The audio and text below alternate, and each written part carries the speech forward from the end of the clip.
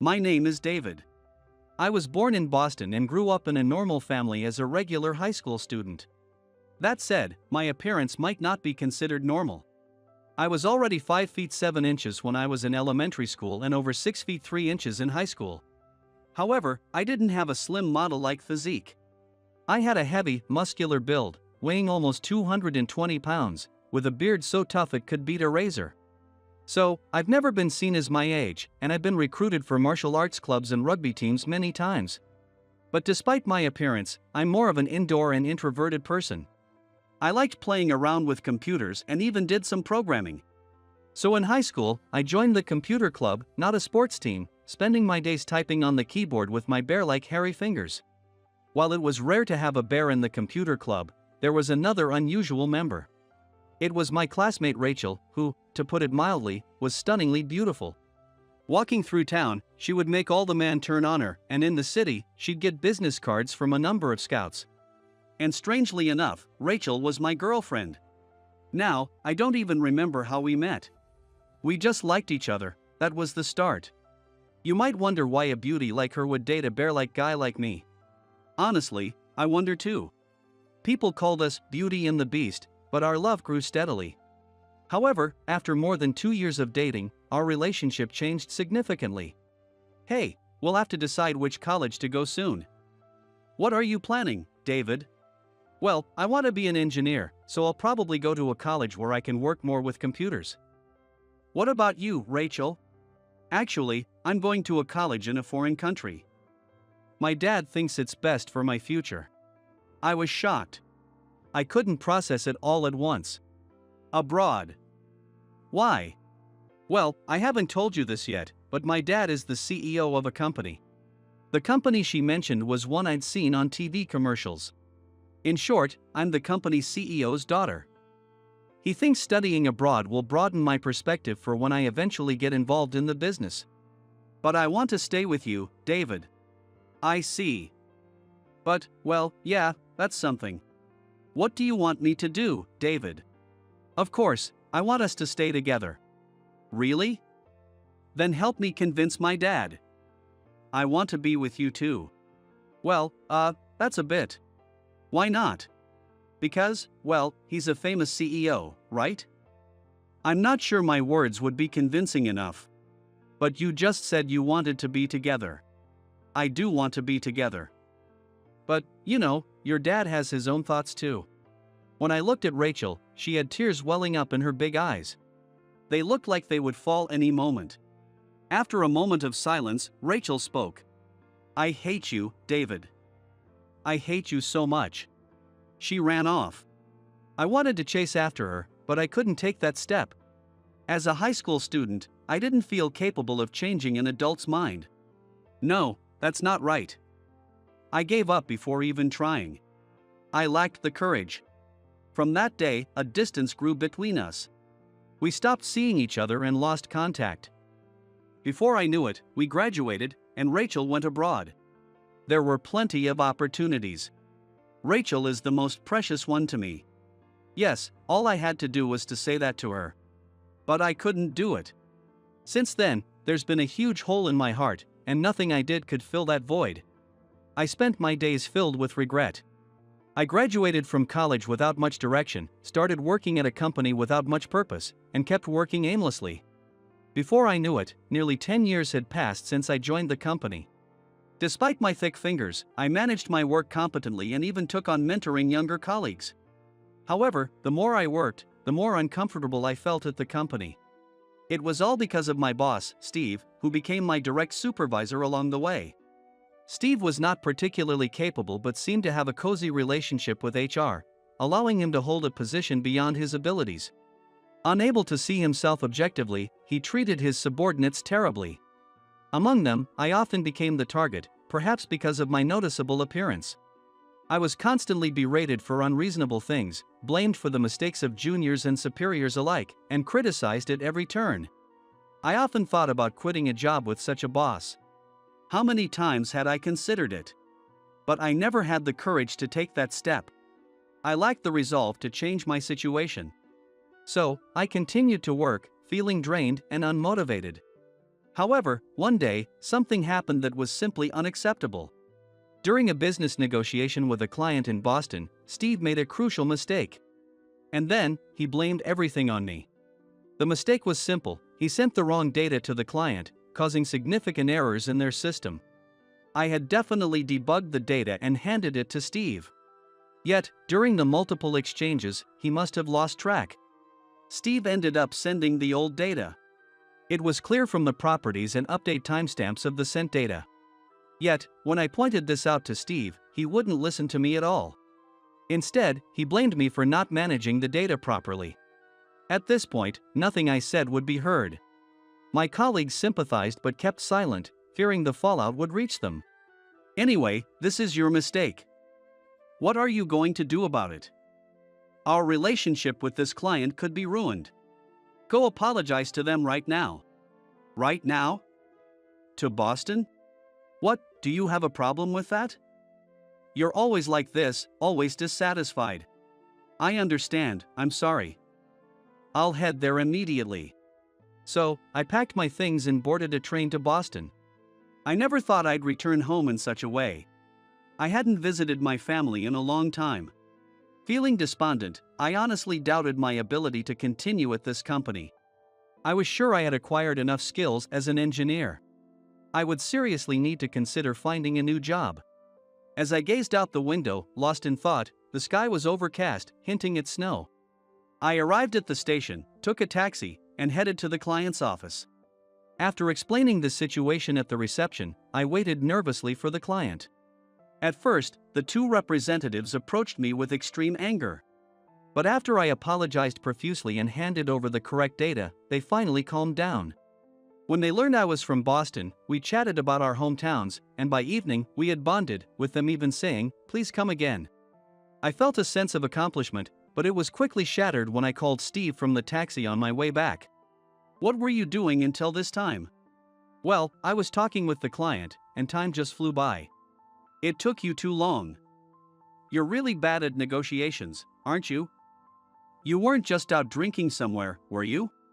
I didn't even feel like explaining anymore, so I was just listening without saying anything back. Steve then told me to return to the office. He wanted me to summarize the details of the negotiation and apology on the train ride back. Filled with an indescribable sense of emptiness, I closed my eyes until I arrived at the station. But unfortunately, I arrived at the station quickly. Though it was my hometown, I didn't have time to visit my family or enjoy the local food and drink. I had to return to New York to report today's events and outcomes. All because of that detestable Steve. I felt a mix of exhaustion, hunger, and frustration, and tears welled up in my eyes. This was unacceptable. I was back in my hometown after a long time.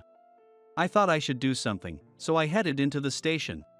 It was past 6 p.m., and the train would arrive in about 30 minutes. I decided to quickly grab some sushi, but it didn't go so well. The sushi and izakaya places in the station were all crowded with people lining up outside. I didn't have enough time to wait in line.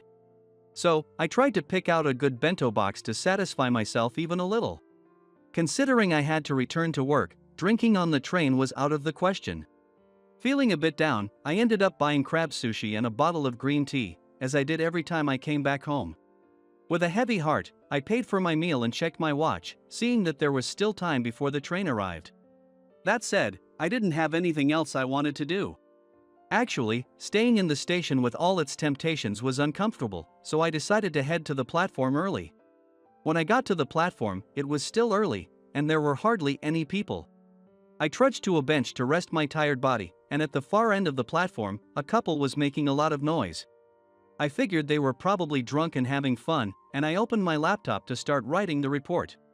Just then, I heard a woman's high-pitched voice. "Stop. Don't touch me. Let me go." Curious about the commotion, I turned to look and saw that it was a woman who had shouted. On closer inspection, it was clear they weren't a couple. The woman was dressed in an elegant, high-end coat, while the man was an older guy with thinning hair. Even from a distance, it was obvious the man was drunk, and the woman was clearly uncomfortable. I quickly put my laptop back in my bag and headed towards them. "Stay away. I'll call the police." "Hey, what's going on here?" Ha? Who are you? The man turned around, visibly startled. It made sense. A 6 feet 3 inches tall and weighing 220 pounds man standing there would be intimidating. But the man, drunk as he was, didn't back down. Who are you? Are you her friend? Well, not exactly. Wait, Rachel? I was more surprised than the old man. The woman being harassed was Rachel. I hadn't seen her since high school, over 10 years ago. But I recognized her immediately. Sure, she wore makeup and had changed a lot since then. But her distinctive nose, soft lips, and determined eyes were unmistakable. Is that you, David? Rachel recognized me too. Given my unique appearance, it was hard not to. Why are you here? As we were struck speechless by this unexpected reunion, the older man interrupted with a rough voice. So, you two know each other? Well, tell her this for me. She was sitting next to me on the train and kept giving me looks. When we got off at the same station, I tried to talk to her, but she suddenly started acting like she didn't want to. So, tell her to listen to the elders. What are you talking about? I never gave you any looks. Liar. Every time you went to the bathroom, you lifted your skirt right in front of me, showing off those nice legs. You were clearly inviting me. Just admit it. Excuse me? I was just going to the bathroom, and you were sitting on the aisle seat. What else was I supposed to do? From their conversation, it seemed they had sat next to each other on the train. Every time Rachel, sitting by the window, got up, she had to pass by the man sitting on the aisle. Usually, the man might not have behaved this way, but he seemed quite drunk. The fact that they got off at the same station might have given him a sense of entitlement, leading to his behavior. However, knowing Rachel, she wouldn't give a man like this any attention, especially not a disheveled, overweight older man. As I thought about this, the man turned back towards me. So, what are you gonna do? If you're her friend, tell her. If not, then get lost. In the past, I might have been intimidated by such an aggressive tone. But not this time. Excuse me, sir. I am actually quite close to this woman. I apologize for the misunderstanding, but we were supposed to meet here.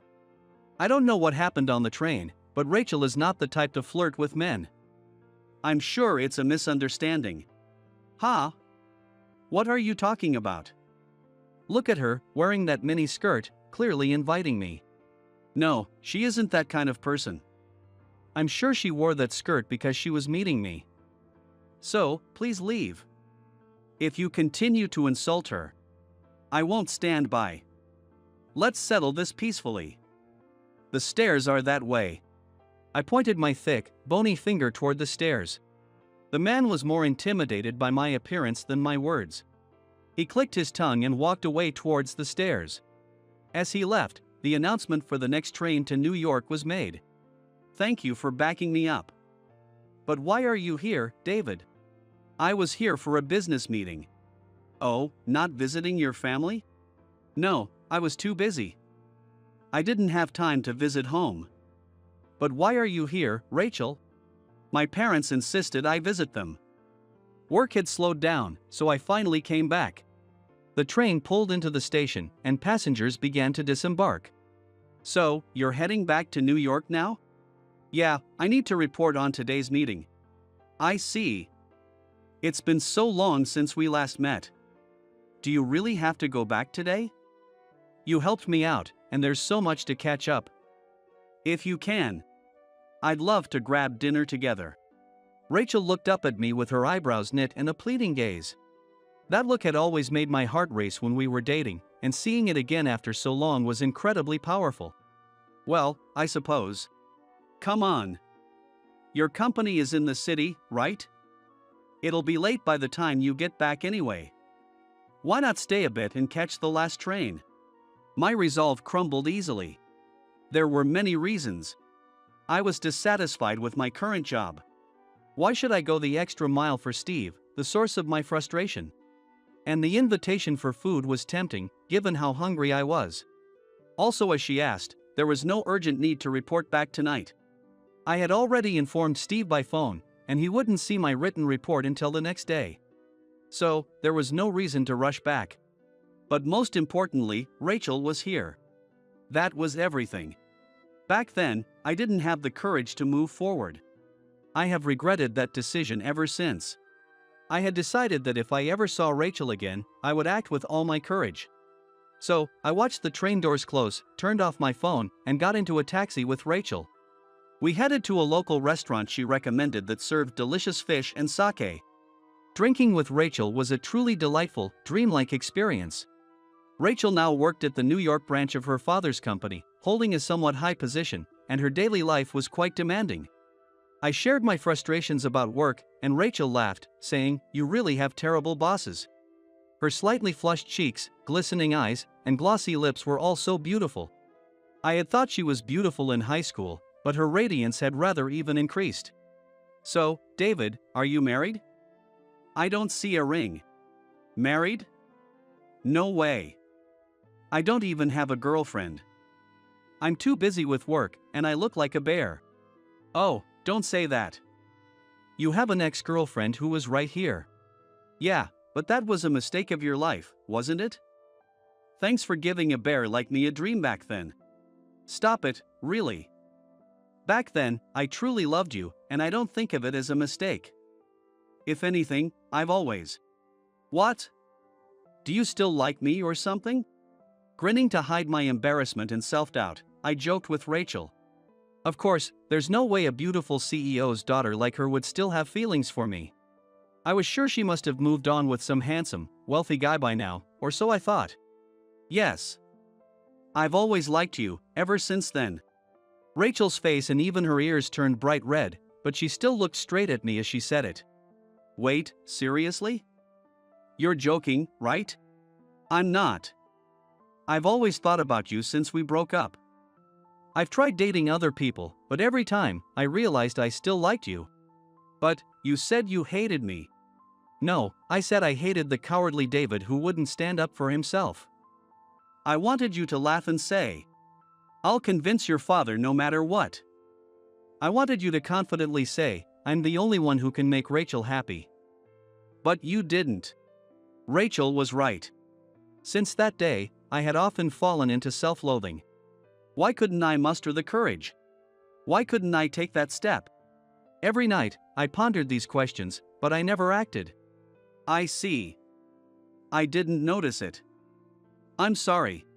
No, I couldn't be honest either. We were probably both just too young." Rachel smiled as she said that. "That's right. Back then, I was immature. I was a foolish kid who didn't understand what truly mattered. But now, things are different." "You're right. But now, I think I've grown up a bit. I know what's truly important." "Rachel, I love you. I know I'm just a bear. And you're like a princess, but I don't want to lie to my heart anymore." "Rachel, I love you. If it's for you, I can face your father and do anything to make you happy. So, will you spend your life with me?" Rachel froze when she heard my words. Then, with tears streaming from her big eyes, she simply said, "Yes." After more than 10 years, we were reunited. I don't remember much of what happened after that. We spent a wonderful time together, and I ended up staying at a hotel in my hometown. I told Rachel I would formally meet her father later, and we both left.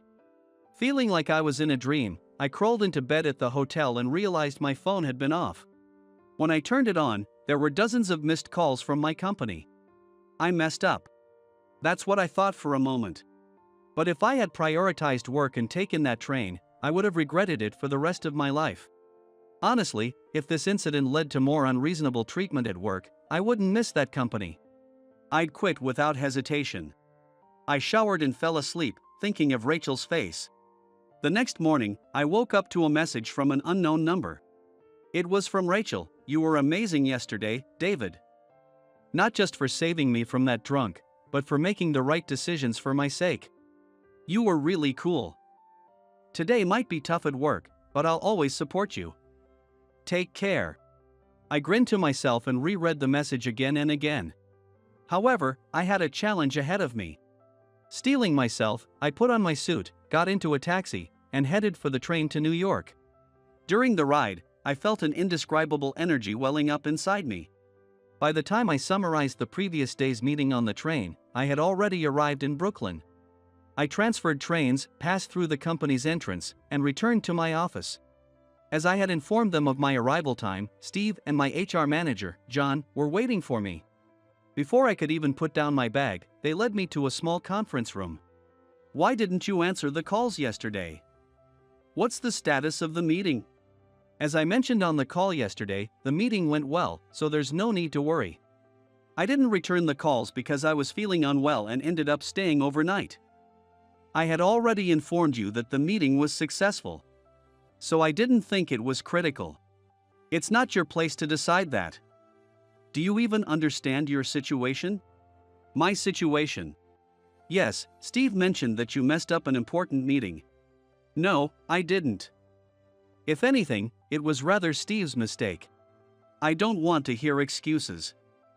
According to Steve, your usual work performance has been subpar, defying your superiors and creating a negative atmosphere. What? Who said that? Behind John, I saw Steve smirking. I realized that John had already been influenced by Steve, making it pointless to argue further. Seeing this, I decided that I no longer cared about this company. Therefore, we are considering transferring you to our branch in Kentucky. Are you saying I'm being demoted? Come on, don't put it that way. Kentucky has a lot of nice things. It might be a long stay, but you don't have a family, so enjoy it. Steve said this sarcastically, putting a hand on my shoulder. At this point, I knew I didn't need to stay with this company any longer. Fine. Instead of a demotion, I'd rather quit. Consider this my resignation effective this month. Hearing this, Steve and John exchanged pleased looks. If that's your decision, we can't stop you. Losing someone of your talent is unfortunate for us, but if that's what you want, you need to find a new job, so you don't need to come in tomorrow. Pack your things today and prepare for your future. Strangely, I felt no anger or regret. Instead, I was filled with a sense of liberation and excitement for new opportunities. I quickly said my goodbyes to my colleagues, packed my belongings, and left the company. I had no regrets. The only thing I pondered was what to do next. The first thing I did was call Rachel. She said she was still at her parents' house, so I figured it wouldn't be a bother. "Hey, David. Why are you calling in the middle of the day?" "Well, I just got back from the office." Long story short, they tried to demote me, so I decided to quit. No way. That's actually great news. Hey, I'm feeling a bit down here. Isn't that a bit harsh? Oh, sorry. That came out wrong. I actually told my dad about you. Wait, already? There's no problem though. But what did he say? I've been telling my dad about my past relationships, and he's actually been worried about me. Worried? About what? I'm not exactly young anymore, you know? My dad wants to see his grandchildren, but I was still hung up on my past relationships. So, when he heard that we started dating again, he was surprisingly happy. That's a relief. But how does my quitting make things better? Well, I mentioned that you're an engineer.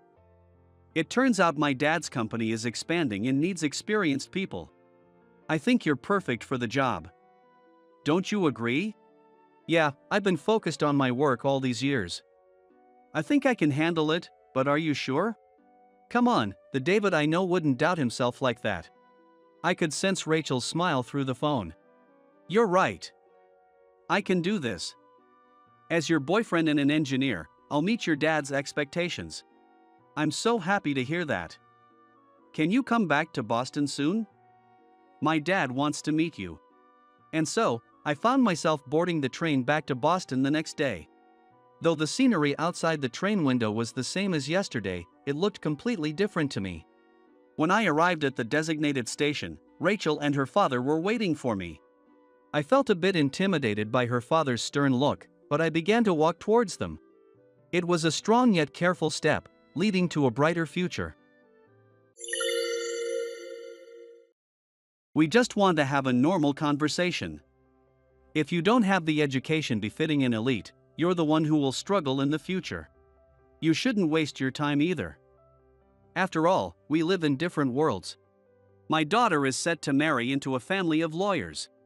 We went to her fiancé's family home for the first time to introduce ourselves and meet his parents. But the moment they found out I was a single father, they started looking down on us.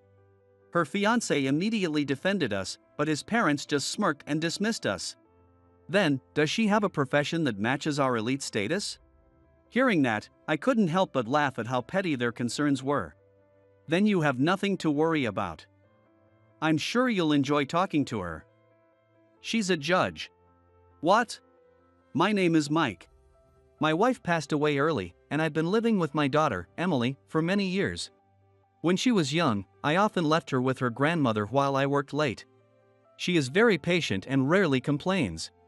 Even though she must have felt lonely, she never demanded much and always cared for me.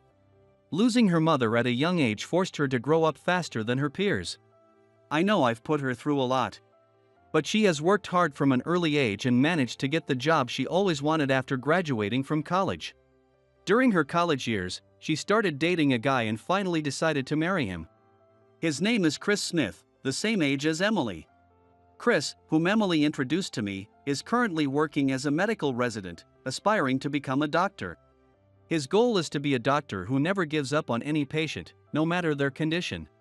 He seemed like a sincere, humble, and kind young man, just as Emily had described. When it came to marriage, we had to meet his parents. But when this topic came up, he looked a bit uneasy. Well, my parents are quite conservative and have old-fashioned views. Chris's family has been a lineage of lawyers for generations. Naturally, his parents expected him to follow in their footsteps, but Chris chose to become a doctor instead. Initially, his parents weren't pleased with his decision. They consider it almost a family business, so they weren't happy with my choice. But they eventually accepted it, thinking being a doctor would also be respectable. When I heard this, I thought about how different families have different values, even to the point of restricting their children's future. Given his parents' busy schedules, our marriage introduction would also serve as a family meeting. I felt a bit nervous about whether I would get along with his parents.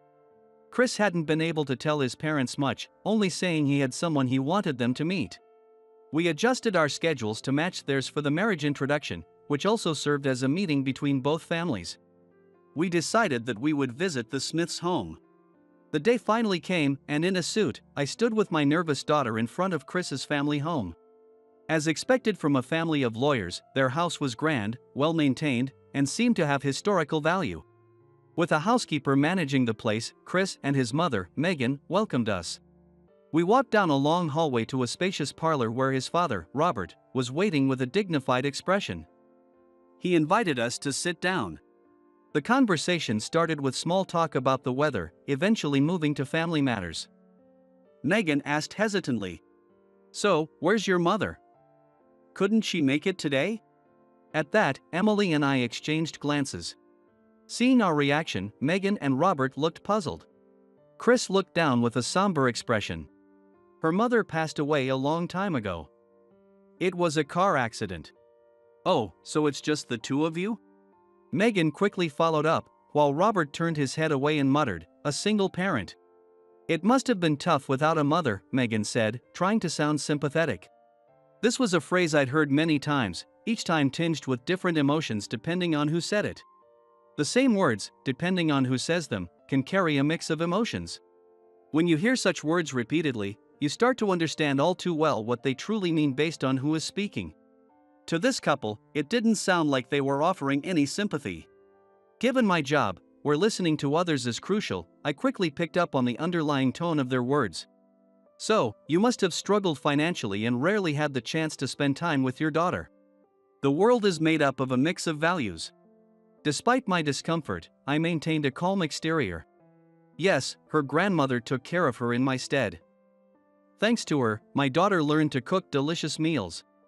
"That's very heartwarming," he said, but his tone was detached and uninterested. "Did you choose not to remarry for your daughter's sake?" Their questions felt like an interrogation directed at me for being a single parent. They didn't direct a single word to Emily. I'd been busy with work. Then it must have been even lonelier without a mother. Children need their mother's love, you know. But my grandmother had a lively personality and gave me a lot of love. She told me many stories about my mother. So I was fine even without many memories of her. Emily spoke up, and I quickly supported her. Also, my daughter went to college on a scholarship. As I continued, Robert raised his hand to stop me. That's enough. Your daughter is quite remarkable. You've raised her well despite being a single parent. Robert summed us up, and Megan nodded in agreement. But our family has been running a law firm for generations. We need someone to join our practice, Megan said, as if it were an obvious duty. She was subtly indicating that Emily wasn't suitable to join the Smith family. Chris stood up, unable to take any more. But his parents turned their criticism towards their own son. Chris, you bear responsibility too. You chose to become a doctor instead of following the family path. If you're getting married, your wife should help with the family business. Marriage isn't a game. I understood they were busy. Hence the difficulty in scheduling this meeting. But instead of celebrating their son's engagement, they were criticizing Emily. To them, a suitable partner was someone who fit their criteria, more like an employee than family. I've had enough of this disrespect towards Emily and her father. This is my marriage, Chris said. It's also a family matter. You can't just do as you please. Don't be conceited. From then on, Robert continued to blame his son unilaterally for not following his wishes.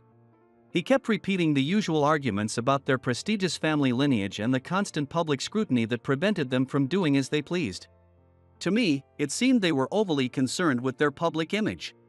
Chris's parents sought someone who was unquestionably suitable, someone who would earn respect and admiration from those around them. They judged her by their stringent standards and found her lacking.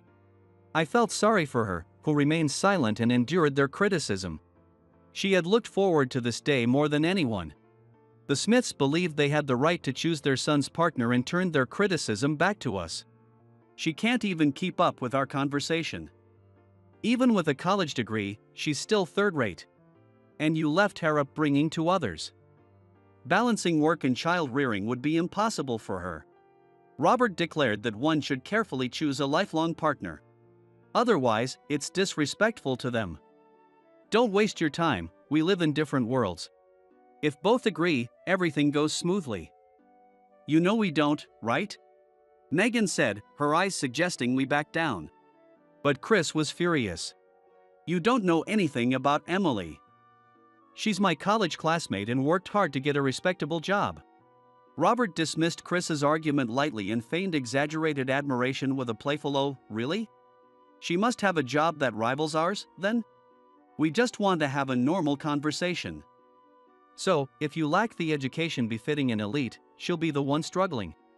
We wouldn't want people to think we're bullying our daughter-in-law."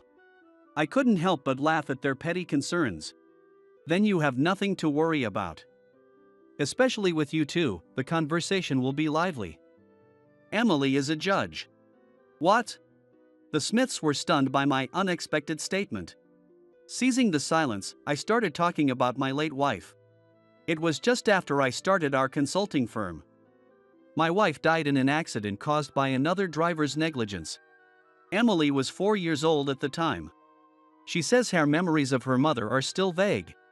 My wife was not only my beloved partner but also my strongest ally in our business, so her loss was a massive blow. The person responsible for the accident came from a wealthy and elite family, much like the Smiths. They initially tried to settle the matter quietly with a large sum of money. But the driver showed no remorse. His apologies were hollow, like reciting memorized lines without any genuine feeling. Naturally, I couldn't forgive him and refused the settlement, deciding to take the case to court. When he realized we wouldn't settle, he switched to a defiant stance, backed by a top-notch lawyer. "Let's see who wins in court," he said, as if enjoying a game. We won the case. But the outcome wasn't entirely satisfying. After he was imprisoned, I received a letter that seemed to be a scripted apology, lacking any real remorse. The handwriting appeared to be his, but the content seemed entirely unoriginal. A string of copied words without any true remorse is meaningless. I immediately burned the letter. Throughout the trial, they accused me of being greedy, aiming to increase the compensation. But the settlement only covered the high legal costs and the debts I had incurred. What I sought wasn't money but a sincere apology and acknowledgement of his wrongdoing. No amount of money could bring back my irreplaceable wife. A shallow apology serves no one. After his release, the driver caused another major accident, ending his short life. This case was widely reported, so the Smiths, as lawyers, should be aware of its significance. Emily, though young, attended the trial with me and cheered when the verdict was announced, shouting, "Mom, we did it!"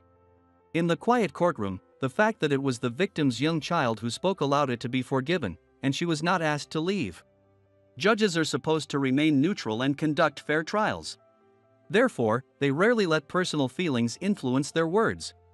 They fear that excessive emotion could cast doubt on the impartiality of their rulings. However, the presiding judge seemed to appreciate Emily's diligent attendance and concluded the trial by addressing her directly. In your long life ahead, you may feel the loss of someone important. But please stay strong. This experience likely solidified Emily's determination to become a judge. We visited her mother's grave in the rain to report the verdict. As we prayed, Emily whispered, "Mom, we did it." And then told me firmly, "Dad, I want to become a judge. Rather, I will become one." From then on, Emily studied hard, consistently aiming to become a judge. She attended college on a scholarship and pursued law without hesitation. Chris, aiming to be a doctor, supported her through the demanding study hours. Emily took the challenging route through law school, where only 30% passed the bar exam. After 3 years of rigorous training, she finally became a judge. Listening to my story, the Smiths fell silent. Then Chris began speaking to his parents. He too had his own personal grievances with his parents. "You became like this because you took on those family court cases during tough times, didn't you?" When the Smiths took over the law firm from Chris's grandfather, a brilliant lawyer, they upheld the principle of helping the weak. However, they often lost these cases. Naturally, no one wanted to hire a lawyer who consistently lost. In a pinch, they were referred to family court cases that had been passed around. These were really cases that no one else wanted, but they took them to build a winning record. What they encountered were the grim realities of impoverished families. Parents who used their children because of poverty, or manipulated them for their own desires. Most of these were single-parent families. Children raised by single parents often became single parents themselves, repeating the hardships their parents endured.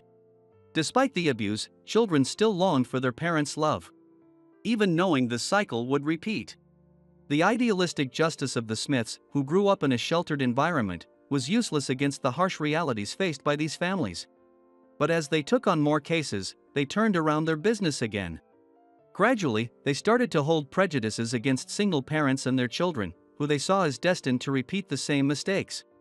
In the end, no matter how many times they tried to help, the mistakes kept repeating. They came to believe that the reason people repeated the same mistakes was because they were foolish, unable to learn from their environment, education, or experiences. That's why I didn't want to become a lawyer like you two.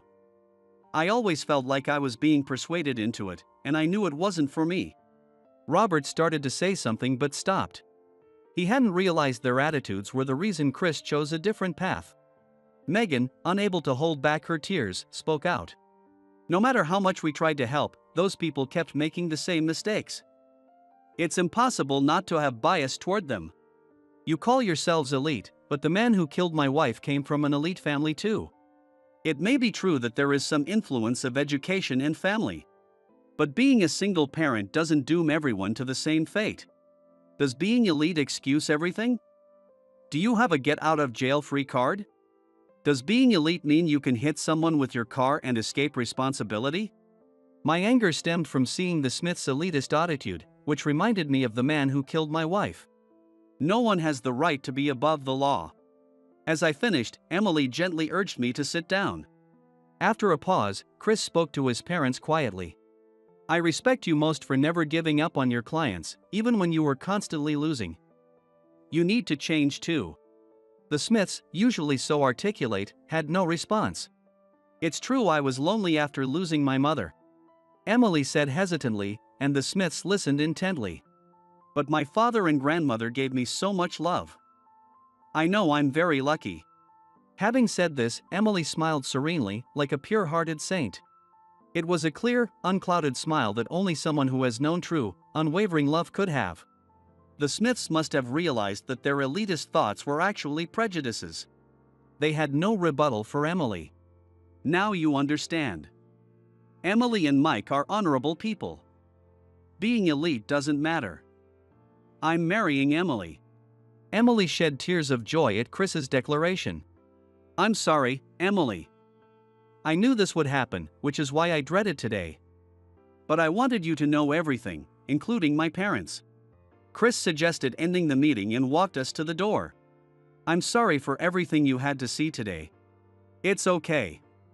It was a good opportunity. I'm proud to see how well my daughter has grown. We reassured Chris, who bowed his head in apology and left feeling lighter. Emily and Chris got married a year later. As they wished, the ceremony was small and intimate. Seeing Emily in her wedding dress, I caught a glimpse of my late wife.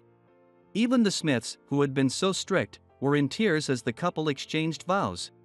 However, perhaps still feeling awkward about the previous meeting, they made a brief greeting after the wedding and quickly left. Afterward, we had a fun gathering at my daughter's new home with close friends. The casual potluck style made it feel out of place for the Smiths, so they might have felt uncomfortable regardless. Time passed, and about 6 months later, I received a call from Emily. Since her marriage, I've been living alone, and she occasionally invites me over for meals with her and Chris. This time, she said the Smiths wanted to join us. I had no reason to refuse, so I agreed. On the day, I dressed in a casual jacket to make a good impression and arrived at my daughter's house on time. The Smiths were already there, and upon seeing me, they stood up. Good to see you again. Oh, hello. It's been a while since the wedding. With that, the conversation fell into an awkward silence. We wanted to apologize to you before we eat. The Smiths bowed their heads, apologizing for their rudeness during the previous meeting. We're deeply sorry for the disrespectful comments we made. We caused you and Emily a lot of discomfort. Their apology felt almost like a formal press conference. It seemed Emily's simple statement, "I am happy," had completely overturned their prejudices. They now understood the hardships Emily faced to become a judge and respected her for it. They also began to notice the unconscious prejudices and casual remarks of the people around them. Realizing they had been like that themselves, they were shocked. They decided to move away from unnecessary grandeur, considering semi-retirement and downsizing their law firm. This change brought some pleasant news. Some of the children we helped in family court have pursued careers in law. They now work as our assistants. Megan added, "What we did wasn't in vain. It took time, but we finally understood the right path." She turned to Chris, "We owe you an apology too. We forced our selfish expectations on you."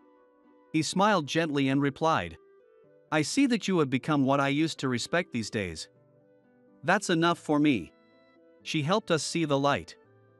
"And Mike, we wanted to thank you for raising such a wonderful daughter." The once elitist Smiths now exuded a refined yet gentle demeanor, free from the intimidating air they once had. Having stepped away from a competitive environment, they seemed more relaxed and at ease. "Shall we start dinner?" Emily suggested. What followed was a meal filled with warm conversation. This dinner sparked ongoing interactions between our families through our daughter and her husband. And now we even coordinate our schedules for trips together. The Smiths also expressed their desire to join us for the first time in visiting my late wife's grave. As a united family, they prayed at her grave, wishing her peace. It was a clear spring day with a gentle breeze. Knowing that a new family member would join us next year, our family, centered around Emily and Chris, would become even more lively. From a distance, please keep watching over us. I conveyed this to my late wife at her grave, then returned to my new family. Past the expiration date and useless. Looks like a life of poverty for the eternal handyman. Being ragged suits you. She threw a glass of red wine in my face.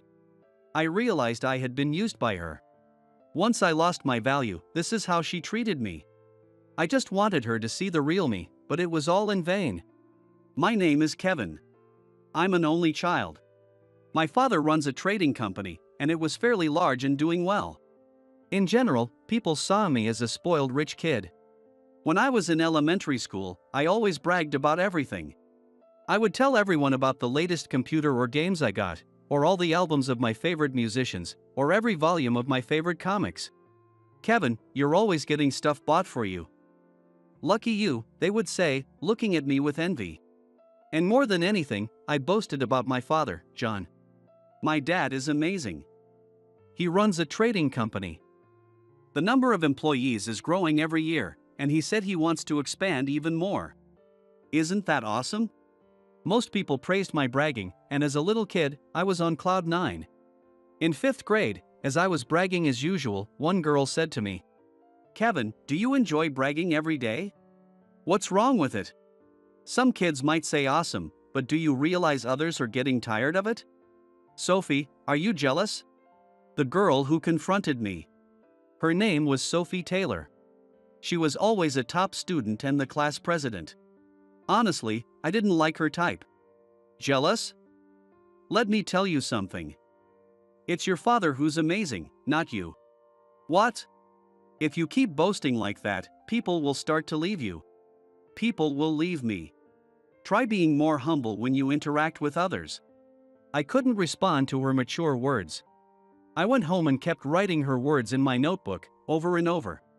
Looking back, I hardly had anyone I could call a friend back then. I was only able to brag because of my father's success. Naturally, people got tired of hearing unwanted bragging and saw me as an obnoxious person, so they drifted away from me. I had no humility and didn't consider others' feelings.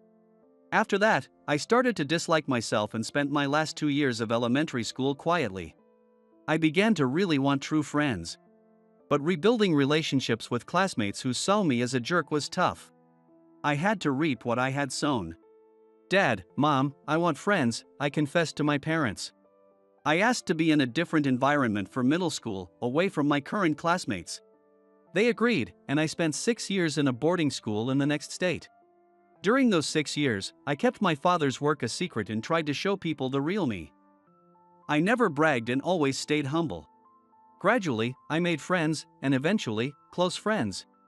My 6 years at boarding school were filled with friendship and encouragement, and they were truly fulfilling. I graduated and got into a prestigious university's business school, aiming to be like my father. My parents were overjoyed and proud. After 6 years in a boarding school, I commuted from home for university. I made more friends who understood me. And in the business school, I was always at the top of my class. My friends gave me the nickname Kev, and I didn't mind it at all. "Kevin, can you help me with this?" asked a beautiful woman who approached me. Her name was Emma. She had taken a year off before joining the same university, so we were in the same year, but she was a year older. Whenever she didn't understand something, she would come to me repeatedly. Seeing the beautiful Emma happily talking with me made my friends look at me with envy. "Kevin, you're amazing. You can do anything." Thanks. I love studying business. Before tests, I would give Emma special one-on-one tutoring, aiming for near-perfect scores. "Kevin, will you go out with me?" Emma said. Our study sessions eventually led to a romantic relationship. I had a smooth university life thanks to my professors, friends, and Emma. It was significant to interact with the people I wanted to. When everyone was busy with job hunting, I didn't participate. I had already decided to work for my parents.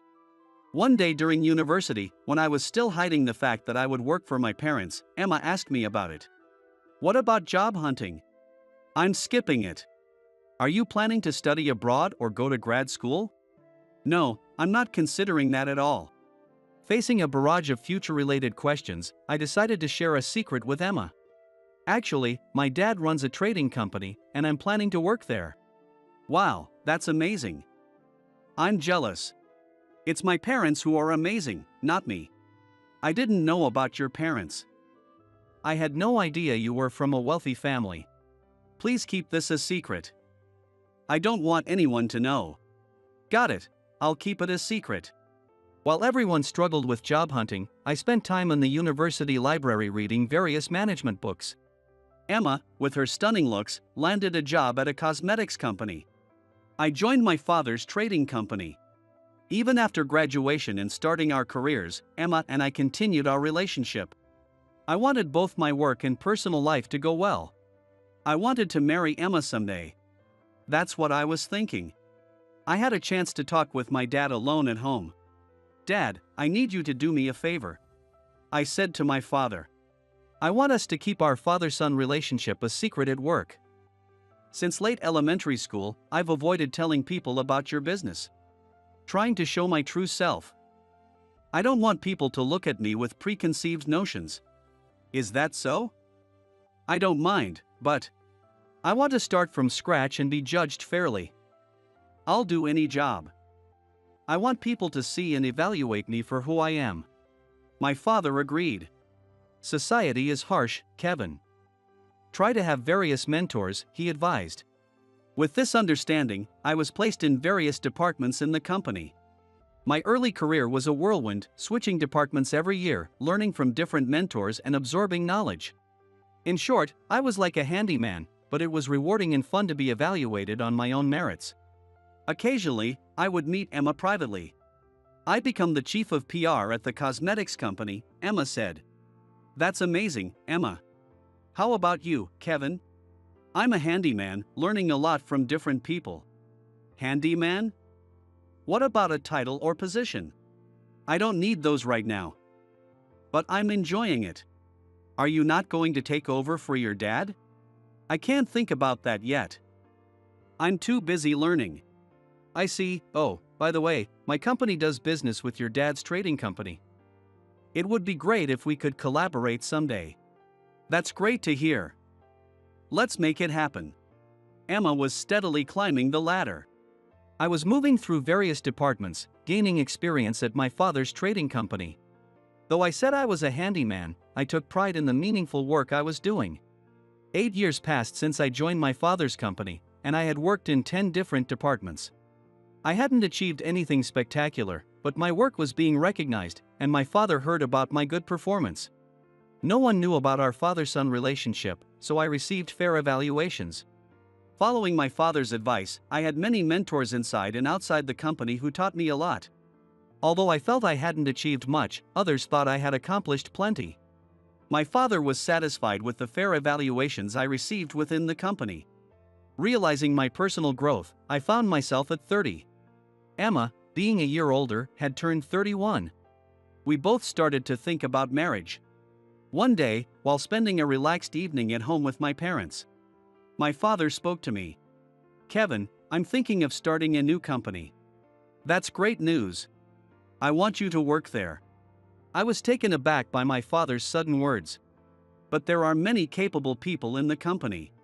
I've been hearing great things about you from every department. Now is the right time. It's for your future." "I see, so we're starting from scratch again." I began to feel excited about my father's proposal.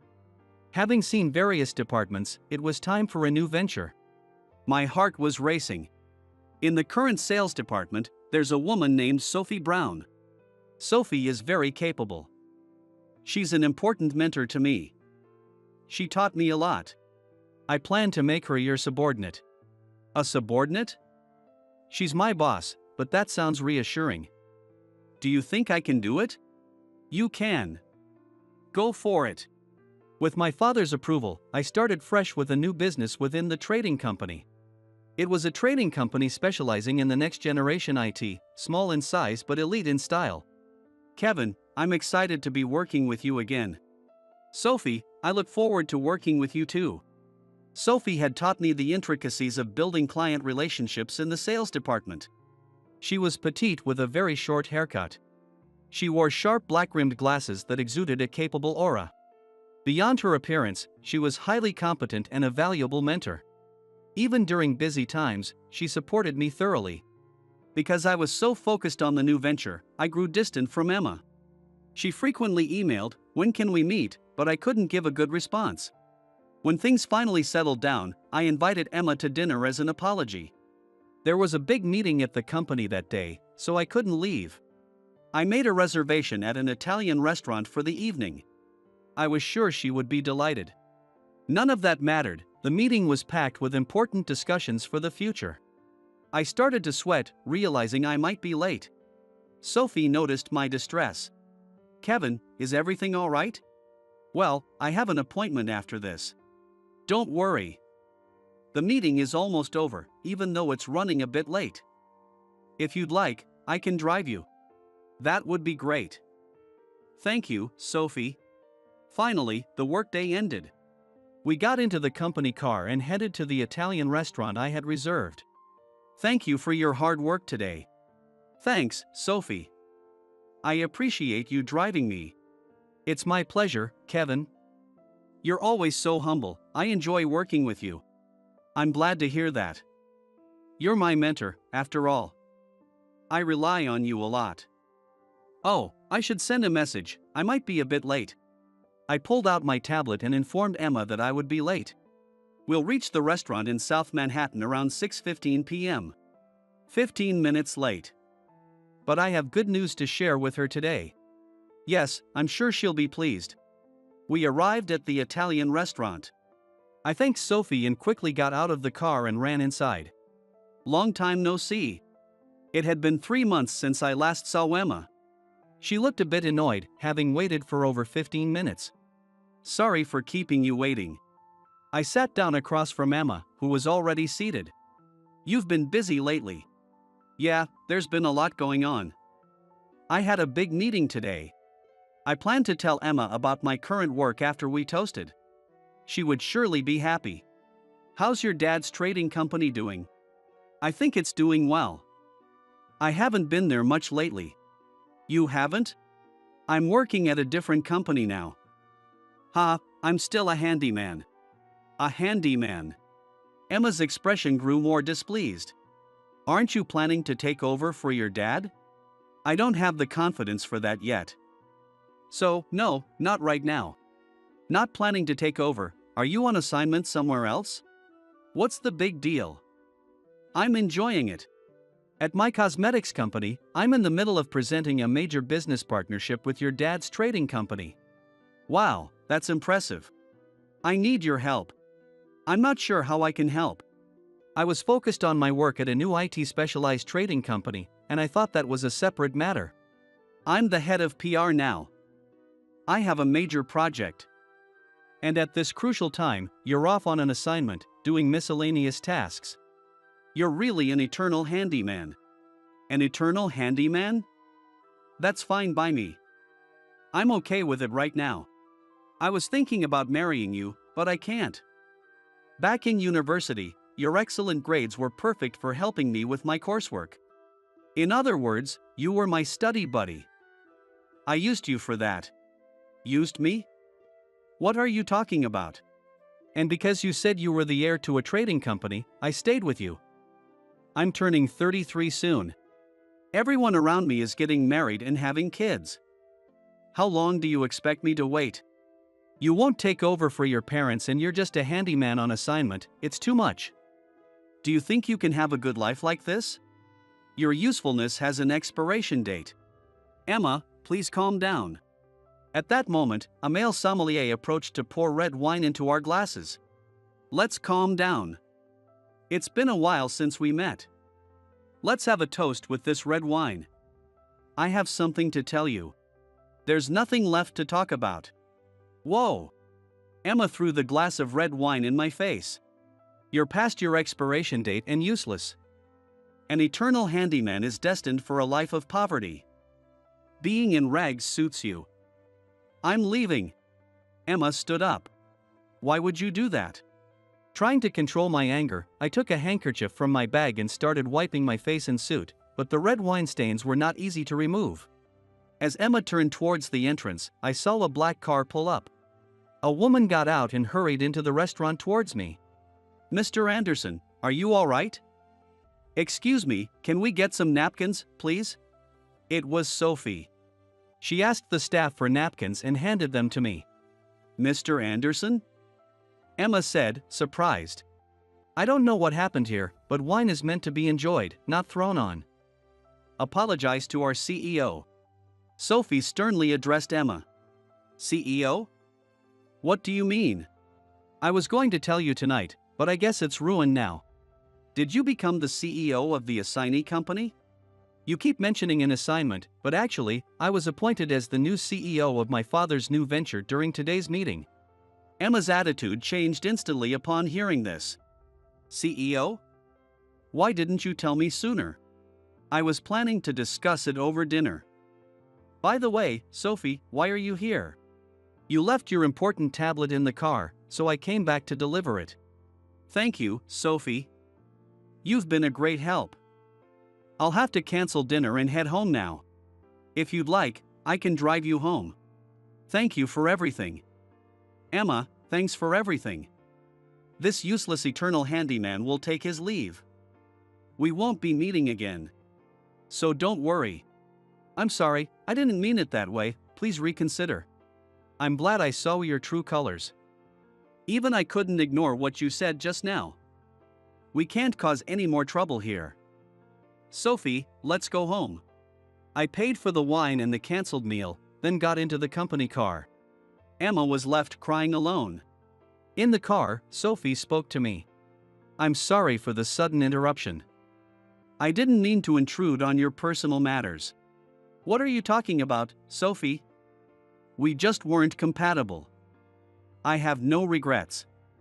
Right now, work is my priority. There was an awkward silence for a while.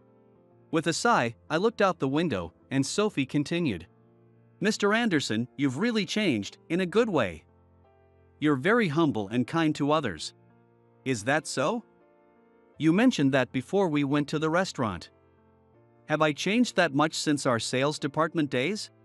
More than just the sales department days. More than just that? Do you remember when I said, try being more humble when you interact with others? What? Wait a minute. Are you Sophie Taylor, the class president from elementary school? She nodded. Sophie, my classmate from elementary school. Had changed her name to Sophie Brown after her father passed away during high school and she reverted to her mother's maiden name. I couldn't hide my surprise at how different and mature she looked compared to her younger self. When you told me that, I wrote it in my notebook over and over. I was so frustrated back then, determined to prove you wrong someday. You had such a shocked look on your face back then. Your eyes were wide open, and you were frozen. That was 20 years ago. Feeling a sense of nostalgia, we naturally started talking like old classmates rather than in a formal business manner. It felt like a mini reunion inside the car. I shared with her how I had changed my mindset and attended a boarding school in the neighboring state. Looks like my lightning bolt worked back then, Sophie said with a laugh. It sure did, almost too well. It nearly knocked me out, I replied. But I've watched you grow every day, and now you've become the CEO everyone recognizes. When I was asked to be your subordinate, I was thrilled. You're still the best mentor, Sophie. Or rather, I should say in a professional way, Ms. Brown, you're the best mentor. Thank you, I will continue to do my best. We're almost at your home, Mr. Anderson. Our mini reunion in the car was filled with laughter and tears, ending on a happy note. After parting ways with Emma, I was able to focus solely on work without distractions. Even with the title of CEO, I still had to handle various tasks and ensure I treated each employee with respect and care. I approached everyone with utmost humility. This was true throughout boarding school and university. When you treat people with humility, they naturally gather around you. In elementary school, my bragging drove people away, but having a mentor like Sophie taught me the importance of humility. Maybe I am a fortunate person. My mentor from elementary school was now my secretary and a significant part of my life. I found myself increasingly drawn to her as a person. Life is unpredictable. It's the unpredictability that makes it interesting. With a positive outlook, you can overcome difficulties and turn them into opportunities. With the help of many people, my company grew rapidly, even expanding internationally. My father's foresight was impressive. I still can't surpass him, and I hoped he would always be that insurmountable challenge. Unfortunately, Emma's cosmetics company, which relied on my father's trading company, couldn't secure a partnership and had to downsize. They seemed to be struggling financially. Emma likely had some realizations through this experience, and I hoped she would use it to grow stronger. As for my personal life, I proposed to a woman. She had been a bit daunting in elementary school, but now she was the person I loved most in the world. Sophie, congratulations. You did amazing. Thank you, Kevin. We're a family of 4 now. Today was the due date. I managed to be there just in time. Sophie and I welcomed healthy twin boys. Sophie had become my best partner in both personal and professional life. I couldn't be more excited about the future. There was an urgent message from the sales department to the help desk. Some features of the sales support system used by sales employees have been unavailable since this morning, causing significant disruption to their work. Emily, we're getting a lot of inquiries at the help desk about some features of the sales support system not working. Do you have any idea what's going on? With teary eyes and a nearly breaking voice, she replied, I have no idea what to do. What should I, with a desperate expression? Seeing her like that stirred a strong desire in me not just to help her but to protect her. My name is John, 30 years old. I work in the IT department of a manufacturing company, handling the help desk and dealing with various troubles and system issues. Since we also handle inquiries via email, I was going through the emails that had arrived since last night and prioritizing today's tasks. Then, I heard a familiar cheerful voice. Good morning. It was Emily, 25 years old. We work in the same IT department but on different tasks, so we haven't talked much. However, I vividly remember her introduction when she joined our department. Hi, nice to meet you. I'm Emily, and I'll be working here from today. I'm really bad at giving speeches. Oh, by the way, I'm into making small crafts with cement recently. Feel free to ask me about it. She was quite nervous, blushing while speaking with a bright smile. Emily, small cement crafts? Interesting. Her name and hobby made a strong impression. Probably most employees remembered her instantly due to her strong character during the introduction. Before I knew it, 3 years had passed since she joined. She looks pretty ordinary, but her energy and cheerfulness have continued to create a positive atmosphere in the department. Typically, the help desk inquiries are about resetting passwords, setting up shared folders, and fixing computer issues. But there are also technical problems with internal systems that are beyond our control. In such cases, we explain the situation to the system's operational team and pass on the issue. It might sound simple, but we need to determine how the issue occurred, whether it will recur, and if it's isolated to just one computer before passing it on. This preliminary diagnosis takes quite a bit of effort. Steve, the manager, often criticizes us for being slow, but our job isn't just about fixing problems quickly. From a professional standpoint, it's crucial to ensure issues are resolved properly and won't happen again. I remind myself that thorough and preventive action is the most important aspect of our work, even as I endure Steve's complaints and sarcasm. About 30 minutes into the workday, an urgent call came from the sales department to the help desk. Usually, there's some quiet time, but not today. As soon as one call ended, another one started. Sales employees reported that some features of the sales support system had been down since this morning, significantly impacting their work. The same issue was reported simultaneously from almost all branches. They explained the situation with urgency in their voices. The sales support system is crucial for recording customer interactions, tracking progress toward sales targets, simulating necessary actions to achieve goals, and generating reports on sales activities. If this system is down, sales activities come to a halt. The phone was filled with escalating problem reports and a tense atmosphere.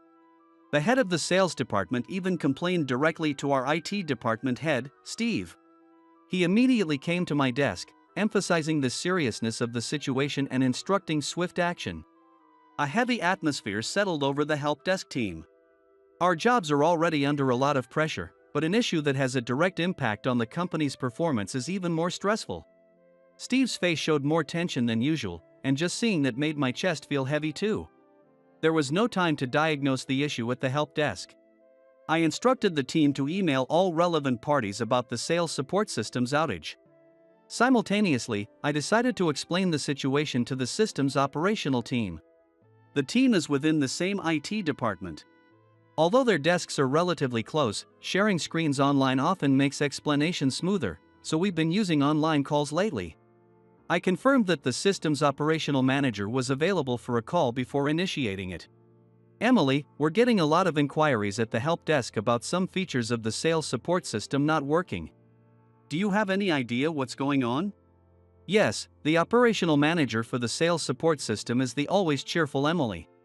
She became the operational manager due to cost-cutting pressures from the finance department, which led to insourcing previously outsourced system maintenance. This insourcing saves costs but puts a significant burden on the employees. What? Really? I don't recall doing anything in particular. Which feature is it? She responded in a surprised tone. I shared my screen online and explained the feature in question to her. You're right, it's not working. But I haven't made any changes to this feature. Anyway, the help desk phones are ringing off the hook right now, so could you check the situation over there? I'll contact you as soon as we have more information. Understood. I'll check the situation immediately. She said this and hung up the call. Thanks to the email sent to relevant parties about the issue, the inquiries to the help desk began to subside. I headed to her desk to check the situation. She was frantically flipping through the manual, trying to find some clue, but her face was gradually turning pale. The usual liveliness around her was replaced by a tense silence, and her anxiety was palpable. Is there anything I can do to help? When I offered my assistance, she looked up with teary eyes and almost in a breaking voice said, I have no idea what to do. There's nothing in the operating manual or the procedures we got from the external vendor 3 months ago. I don't know what to do. Gone was her usual energetic demeanor, replaced by anxiety and confusion. As the situation showed no signs of improving, Steve approached her desk. She was still unable to identify the cause of the system malfunction, and her anxiety was evident on her face.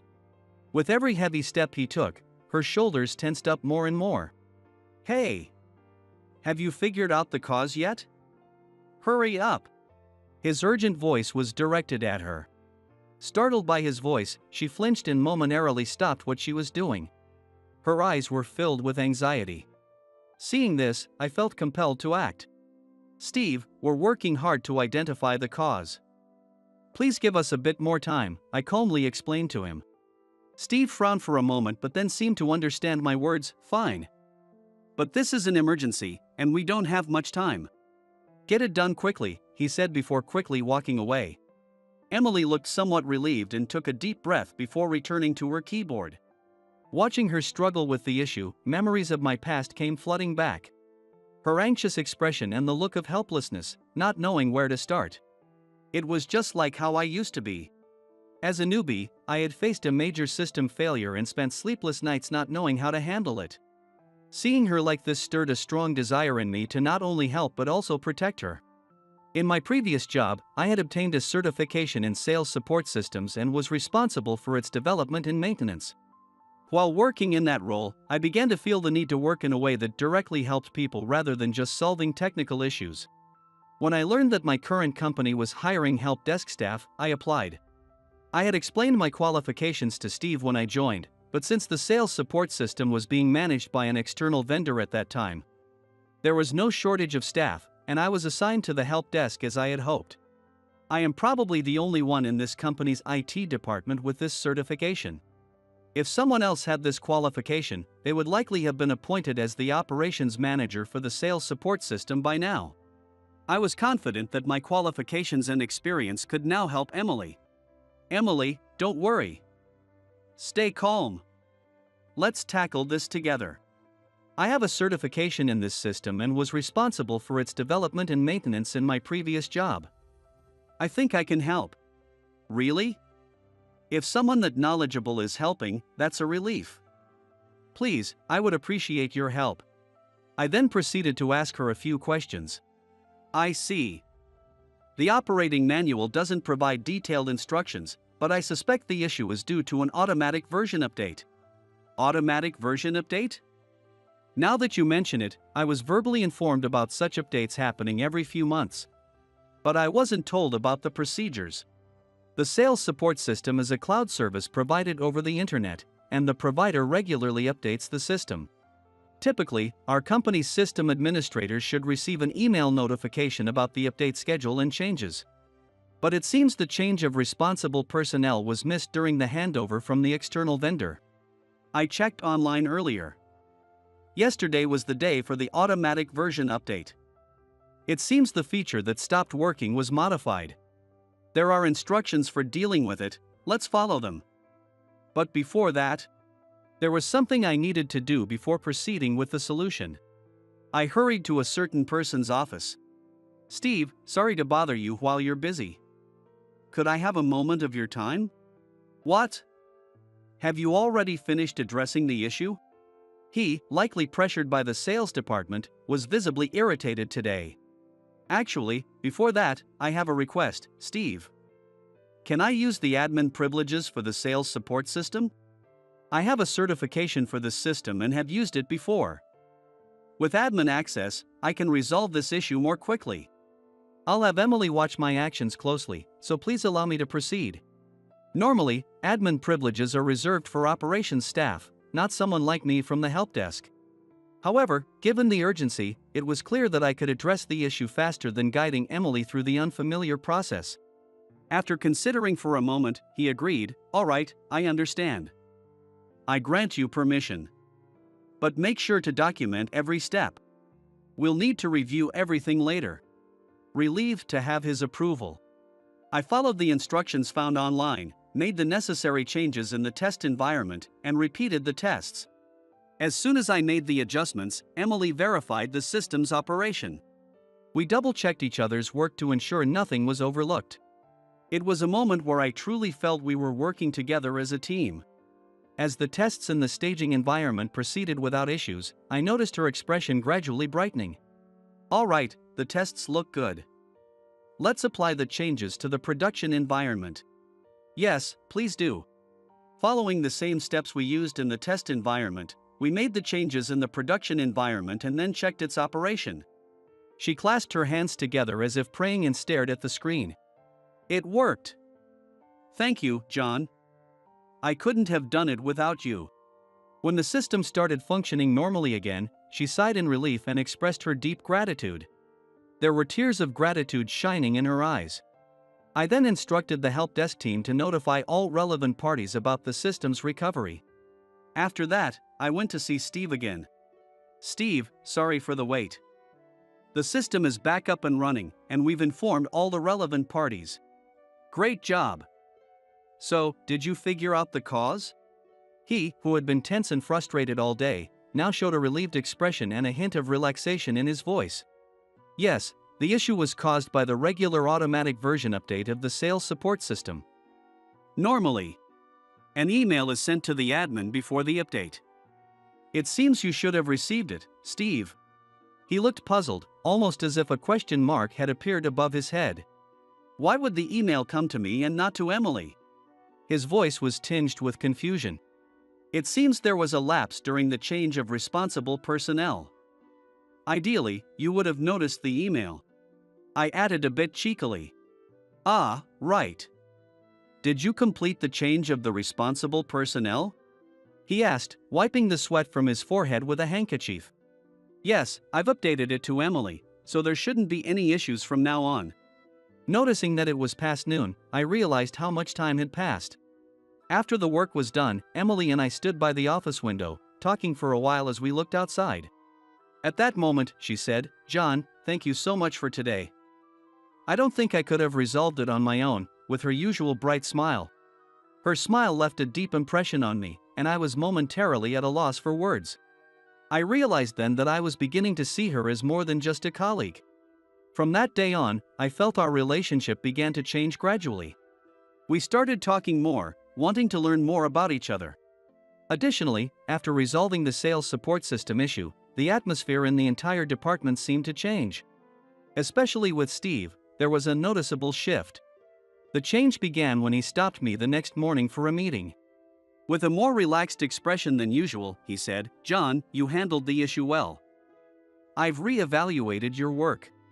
I never expected him, often critical of my slow responses, to praise my work. Feeling bold, I decided to share my thoughts with him. Thank you. Steve, since we have the chance, I'd like to discuss a few things. The high volume of help desk inquiries is due to the poor quality of our internal systems. The help desk is indeed slow at times. But it's because we handle each issue carefully and thoroughly. The recent incident also resulted from ending the contract with external vendors and moving things in-house. We need to improve employee technical skills and strengthen our system. After thinking for a moment, he responded, "You're right, John. Could you present the issues with our internal systems from the help desk's perspective at the next meeting? Let's discuss how we can improve overall quality." Although I worried I might have been too blunt, his response was surprisingly positive, and he took my suggestions seriously. I had rarely voiced my opinions directly to him before. I had avoided proposing ideas to him, who was always pushing me to be faster. But he turned out to be someone who would listen and consider my suggestions. Reflecting on my past reticence, I resolved to propose any idea, no matter how small, without fear. As the staff's technical skills improved and the quality of our internal systems advanced, Emily began relying on me to learn various ways to handle the sales support system. Having overcome her first major trouble, her enthusiasm for improving her skills had only grown stronger. Although she had memorized the operations manual, I told her that wasn't enough. The operations manual covers the basics, but most real-life problems aren't in the manual. You need to learn how to find information and solve problems on your own, I advised her. Thanks to our increased conversations, I found it easier to talk to her casually. After hearing my advice, she began proactively researching external materials and asking questions on online forums, showing a strong will to learn. Watching her, I found myself increasingly drawn to her earnest and diligent attitude. She wasn't just waiting for instructions but was actively learning and striving to grow. Her perseverance in finding solutions to problems, never giving up, was inspiring and made teaching her a rewarding experience. 3 months passed, and together, Emily and I prepared for the next major event, the regular version update of the sales support system. Having gained experience from past troubles, we carefully executed each step to ensure a smooth update. We reviewed the changes and conducted pre-tests in the test environment. This time, the changes were minor, and there didn't appear to be any issues. On the day of the update, everything went as planned. The system was successfully updated to the new version, and we confirmed that everything was functioning normally in the production environment. At that moment, we exchanged relieved smiles. To celebrate the day's success, I invited her out for dinner. It seemed like a perfect opportunity to enjoy our mutual efforts and achievements. As night had fully fallen and the city lights faintly illuminated the streets, we headed to a nearby pub. The warm lights of the interior and the lively laughter of other patrons welcomed us. Although she usually claimed to have a low tolerance for alcohol, tonight was special, and she kept emptying her glass. As the evening progressed, her demeanor changed. Her cheeks flushed, and her speech became slightly slurred. Worried, I also felt relaxed by her bright and cheerful presence. In the midst of it all, she pulled out a small package and handed it to me. "Please open this." Her voice was filled with excitement. I took the package and carefully unwrapped it. Inside was a round object that looked like a simple plate. A plate? No, it's a trinket dish. It's my first time making a gift for someone. I made it out of cement for you, John. She said this shyly and began explaining the making process. I made several prototypes to get this shape right, and finally decided this one was the best. Looking closely, I noticed it had my name, John, inscribed in letters. Knowing that I was privy to her hobby made my heart race a little. I deeply appreciated the enthusiasm and effort she had put into this gift. However, as the night went on, she became too drunk to stand, so I helped her out of the restaurant. As I put her in a taxi and we headed towards her home, she gently rested her forehead against the window. She pressed her forehead against the cold window, seemingly soothed by the coolness. As the city lights streamed past, she smiled softly and said, "Oh, I'm so drunk. I'm sorry for getting so wasted. I enjoyed talking with you so much that I drank too much. I'm really sorry for being a bother." There was a hint of sweet embarrassment in her voice. Her endearing demeanor made me feel a surge of affection, and I found myself saying, "You're not a bother at all. You're adorable." In her slightly tipsy state, she responded, "You can't say things like that when I'm drunk. Say it again when I'm sober." with a bit of playful teasing. Those words left a deep impression on me, and I just looked at her silently. That night ended with us parting ways like that, and I headed home alone. But even after arriving home and throughout the next day's work, her words, "Say it again when I'm sober," lingered in my mind, making it hard to concentrate. I found myself re-evaluating what her words meant and reflecting on my feelings for her. Just then, I received a message on my phone. It was from Emily. Her message read, "I'm sorry for causing trouble last night. I'd like to apologize properly after work." When the end of the workday arrived, we met in the conference room we had arranged earlier. The room was quiet, and the soft light of dusk filtered through the windows. As the door closed, leaving us alone, the room was filled with tension and anticipation. She was the first to speak. "Well, I'm sorry for getting so drunk last night. I didn't say anything weird, did I?" She seemed a bit nervous, but I looked into her eyes and decided to confess my feelings as she had asked the night before. "Emily, you were very cute last night. I'll say it again, I like you. Not because I was drunk, but because I genuinely want to be with you." I conveyed my heartfelt feelings. Hearing this, she was momentarily speechless, but then a gentle smile spread across her face. "John, I feel the same. I was so happy when you said that last night. I like you too." It seemed she remembered everything from last night. The tension in the room dissolved, and we confirmed our feelings for each other. From that point on, we were not just colleagues but a couple with a deep bond, enjoying each day even more. The time spent with her added new colors to my life. Years passed since we first met. The technical skills of the IT department improved, and the quality of our internal systems enhanced. Each systems operation team now had at least 2 members, reducing help desk inquiries. It was a cool autumn afternoon in the park where we had our first date. The trees were adorned with colorful leaves, and a gentle breeze rustled them. We walked slowly along familiar paths, holding hands.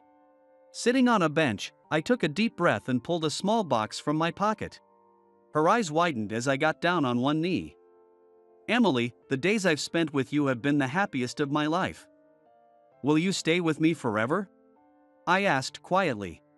When I opened the small box, a shining ring appeared. Tears filled her eyes, and she nodded without a word. At the entrance of our home, there is a small plaque inspired by the rings we exchanged at our wedding. It is inscribed with our wedding date and our names, a memento we made together from cement. Next year, when our baby is born, we plan to make another new plaque,